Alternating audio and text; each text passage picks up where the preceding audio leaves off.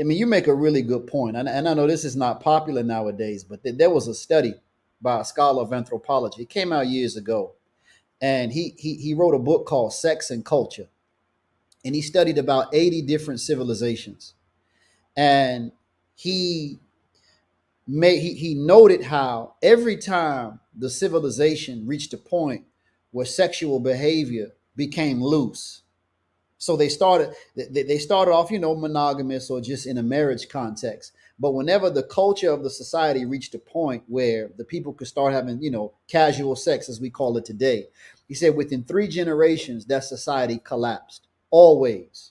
80 different societies down, 80 different societies down through history. But it makes real good sense. Like, if you really think about it, like, as young men, like, think about if you have to, in order to be with a woman and to have a woman, you got to get educated, get a job, get some skills, whatever, whatever. Like, and you have thousands of young males that have to meet that minimum requirement just to get a woman and just to be able to have sex with their wife.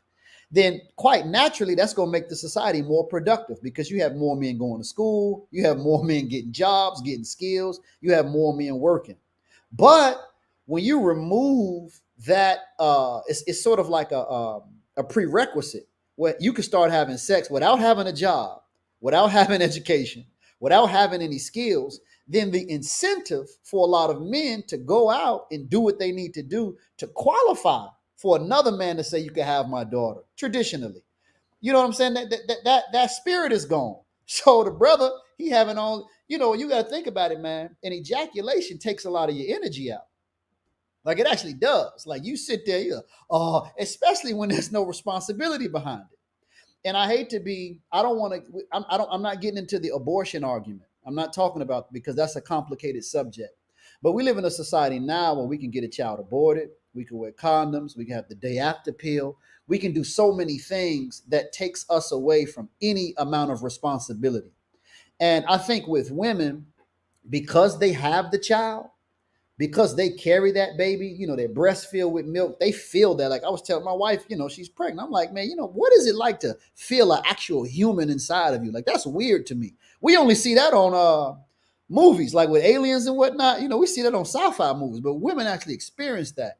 So because women are like that, I think that there's something that naturally clicks on for a lot of them to where they become responsible. But I think for a lot of men, it's very easy for us to walk away from responsibility if there's not something really holding us to it. Not always, and I'm not saying that men don't have that naturally, but I'm saying that the sense of responsibility is very direct and immediate for women. Yeah, 100%. I mean, I don't want to get graphic or anything else, but we have to go back to biology. We have to go back to nature. When you're becoming a young boy, you have hormones, and those hormones ain't meant for you to mate with yourself. And we got a lot of people out here masturbating, not only just sexually, but mentally and physically, emotionally, and they think it's all about them, both male and female. So that whole thing distorts production, and people don't realize that. So watching pornography, masturbation, all of those things, they put you into an artificial mind and an artificial mentality and an artificial environment. And so what happens is this whole I'm about me, this whole independent, both for male and females, is detrimental to what we're talking about, because you can only really see yourself actualize and reaching your full potential in a family unit, and then, as you just got to mention, Rashad, in a community setting. So for a man to say he doesn't need a woman, or a woman to say they don't need a man, that's totally against your nature. And so when you begin to have this energy, this testosterone, these hormones and everything else, is meant for you to go mate with someone. That's why it's there. And so the balance of how you direct that energy is what makes you a man, really. When you can withhold it until you get into a family setting, and then once you get into a family setting, you find comfort in a woman that will allow you to actualize yourself in that. See, we've misused this sexual drive that is something that is natural, that is meant for us to produce. And we've used it as just a pleasure point or a pleasure principle. And all we're doing is just going around and just pleasure here, pleasure there, pleasure there. And there's no balance between work and production, and then also pleasure. So a lot of times you're going to feel the pain. Like you go through growing pains before you actually fully develop. So a lot of men don't want to feel the pain of what it is, the failure of going through those challenges, going through that adversity that was going to make you a man. They're scared to go through that because there's so many outlets that allow men to take shortcuts. And this goes to women too. So every woman that's having premarital sex with a man, you're cutting off the production of us as a community. And the same goes for men who are taking the bait and having just casual sex. You're hurting your own production because the theme for a man is to produce. But the only way you can produce is with a woman in a committed situation. And so once we get that mentality that we're going to withhold until we can produce, we're going to use this energy to develop ourselves until we can produce, until we can get into an environment where we can mate and have legal intercourse with a woman, then we're going to continue to retard ourselves in our growth and development as both men and women. So I'm saying to men, we have to withhold the pressure of just having these easy outlets with women. And women, we have to withhold ourselves so that we can see men in their productive, in their most productive selves. So it goes and it works together. So we have to get out of this individual over sexualized, mentality where we just take the easy route, whether it's through. War anymore. You know what I'm saying?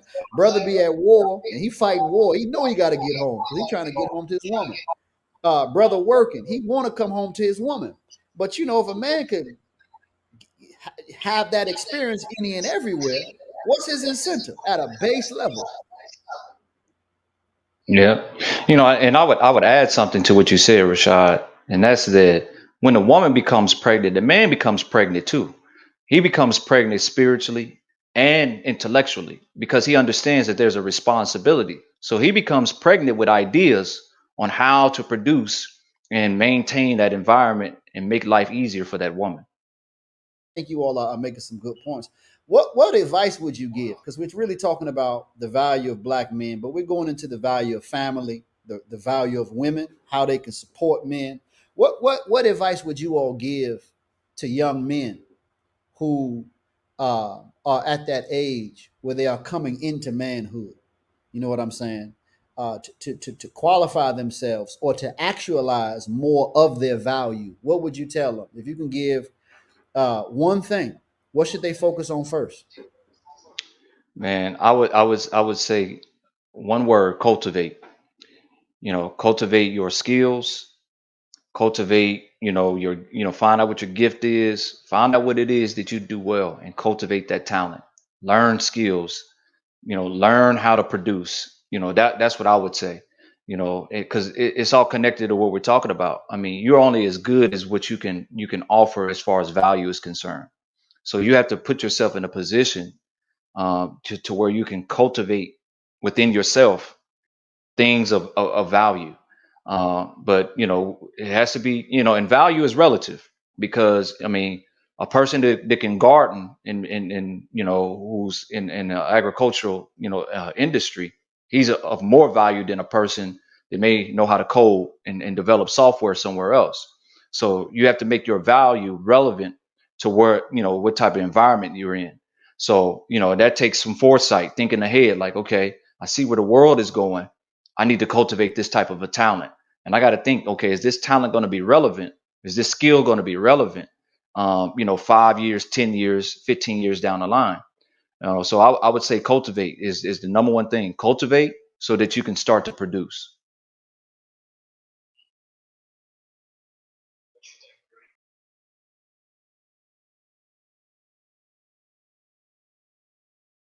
I recently told my son, he's 9, so I mean, he's pretty young, but he was a little disappointed in a young lady at his school who he liked, but she didn't necessarily, or maybe she voiced that she didn't necessarily like him or something like that. So he was a little disappointed in that. And I talked to him, but what I told him was, I told him, well, what I would do if I was you. I told him I would work on these 5 areas. that we talked about before. And I told him that that if you begin to cultivate these 5 things here, you don't necessarily have to ever chase a woman. You shouldn't have to ever chase a woman. Or in other words, you may find a lot of women actually chasing you. But I told him that number one, he should. I told him that he should have a connection with God. That's the first thing I told him. Have a strong connection with God. I said, you're 9 years old, start praying for certain things. I said, look out in the world, think about all the things that you see that's wrong, and start to pray that God would fix those things or bless you to be the one that help fix those things. I said, and let that begin your relationship with God. Like, start looking out in the world. Any problem you see, know that God could bless you to be the one to fix it, or ask God to fix it. Ask God to fix it. And so that was the first thing. Then I told him, I said, then after that, you want to start equipping yourself to be able to solve these issues that you see. So I told him, continue to read every day. And this is something that he already does a lot. He's 9, but we'll bring home 6, 7 books from the library. Within 2-3 days, he's done reading all of them. So he's very advanced for his age. But I told him, read something every single day. But I told him to kind of come out of that stage of reading about, whatever kids read about Spider-Man and all of that type of stuff, Harry Potter and all of that. Start reading about things that are happening in the world. You may find interest in some things, but just kind of like start off with something that already interests you. Like, he's already interested in like alternative energy. So just start reading small books on that.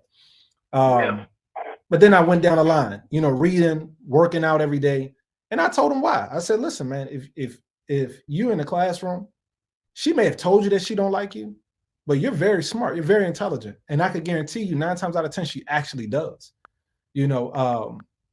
Just because you already mastered or you already have excelled in one of the 5 areas I'm getting ready to mention to you. So he asked me about the other areas. So I mentioned the spiritual, I mentioned mental development, intellectual and mental development. But then I also mentioned to him that financial. So I told him, I got a number of businesses that if he wanted to, at any moment of the day, he wanted to take the interest in getting into one of the businesses, then he can do that. So he actually did it. He started going around his school and he started selling product, that I got around the house and in the warehouse. So he started selling some of those products, and people if they paying Cash App, then they send it to my wife's Cash App, and then she would text me what he made in the day and stuff like that. So that's good. Yeah, so spiritual, mental, financial, physical. So physical development, working out. I told him, you got to be strong. You got 3 sisters under you. You the oldest. Something happened, you got to be the one to take care of all of them. You got to be ready. And I need you to be ready. So doing push-ups every day, etc. So these are the different things. And then lastly, I'm just fast forward. But then, lastly is social and emotional development. How to talk to people. What to say to people. Having some level of discernment, recognizing if somebody's hurt, if they're not hurt, being able to help them when they're low, knowing the right questions to ask, etc. So I kind of like went through that with him, and I told him just work on everyone, just a little bit every single day, and I have not checked up on him about any of that, but I have seen him doing exactly what I asked him to do, at his own pace. But I just planted that seed. So that would really be my advice for any young man, even post, adolescent. I think men in general should always be sharpening their skills in all of those areas of development, so that they can be useful be more useful and most useful in the world. So that was the advice I gave him.